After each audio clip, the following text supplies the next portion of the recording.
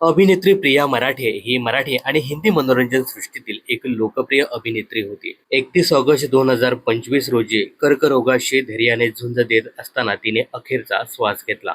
मात्र तिच्या आठवणीत आजही चाहत्यांच्या मनात कायम आहेत. तिच्या या आजारपणाच्या काळात तिला पती शंतनू मोघेची खंबीर साथ लाभली. अभिनेता शंतनू मोघे यांनी पुन्हा एकदा प्रियाच्या आठवणींना उजाळा दिला आहे.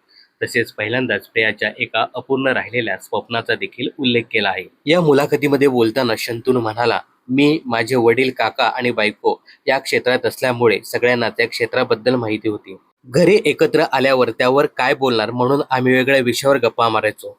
माझं काम अनेकदा थांबत होतं, पुन्हा सुरू व्हायचं. जी काही कामं केली ती खूप चांगली केली, पण जेव्हा काम नव्हतं तेव्हा घरी बसलो होतो. खूप काळ असा होता जेव्हा काहीच काम हातामध्ये नव्हतं. पण मी आणि प्रियामध्ये यावरून कधीच वाद झाला नाही. या सगळ्यामध्ये प्रियाचा खूप मोठेपणा आहे. ती खूप सुंदर आणि समजूतदार होती. तिनं सांभाळून घेतलं. नाहीतर हे साध्या माणसाचं काम नाहीये. ती माझी बायको होती म्हणून नाही, तर तिनं खरंच खूप साथ दिली. पुढे शंतनूने बायको प्रिया मराठेची अपूर्ण राहिलेली इच्छा बोलून दाखवली. त्याने सांगितलं, प्रियाचं एक स्वप्न अपूर्ण राहिलं आहे आणि ते म्हणजे प्रोड्युसर होण्याचं. ते नक्की मी पूर्ण करेन.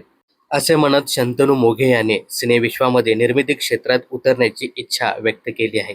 दरम्यान एका नाटकाच्या निमित्ताने शंतनू आणि प्रिया यांची भेट झाली आणि नात्याला सुरुवात झाली.